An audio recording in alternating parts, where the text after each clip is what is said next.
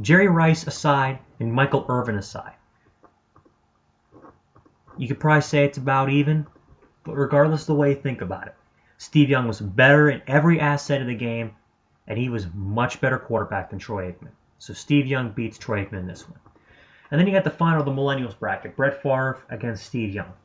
And again, you could make an argument for Steve Young over Brett Favre, even though I don't think Young is necessarily better.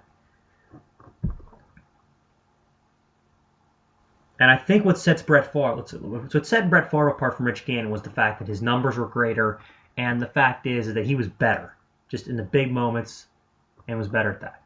What sets him apart from Kurt Warner is that he didn't have a donut hole in his career, in the middle of his career, and how consistent and rock solid he was whenever he was playing well. And what sets him apart from Steve Young is his durability.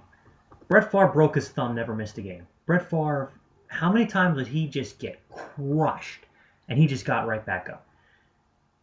He reminds you so much of Johnny Unitas with how tough he is. And Brett Favre, he's not that big of a dude either. If you look at Brett Favre as a human being,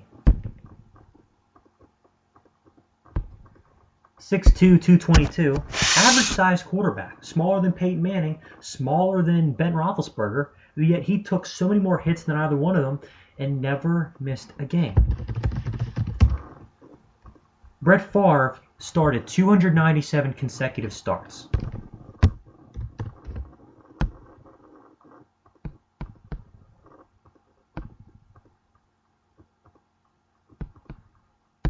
That's 18 and a half consecutive years of playing under center every single game.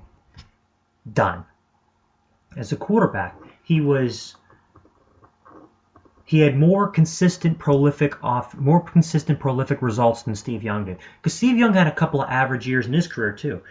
Brett Favre was prolific. Brett Favre had to throw a lot more balls, and he was very good at it. He was stronger arm, bigger gunslinger, and in his heyday, I think he was much better than Steve Young.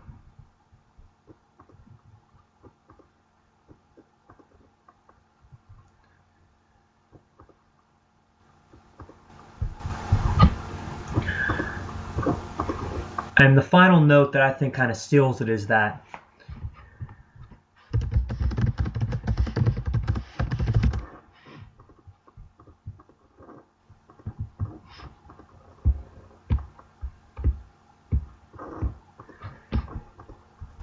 if you look at the career win to loss between Steve Young and Brett Favre,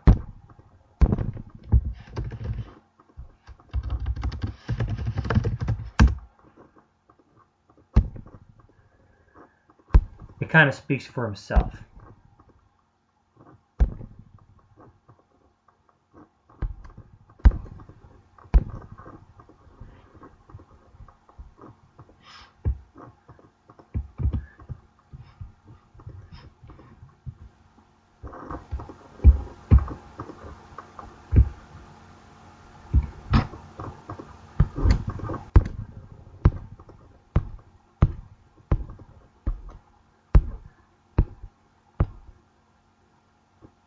Lost to Green Bay in the 95 playoffs.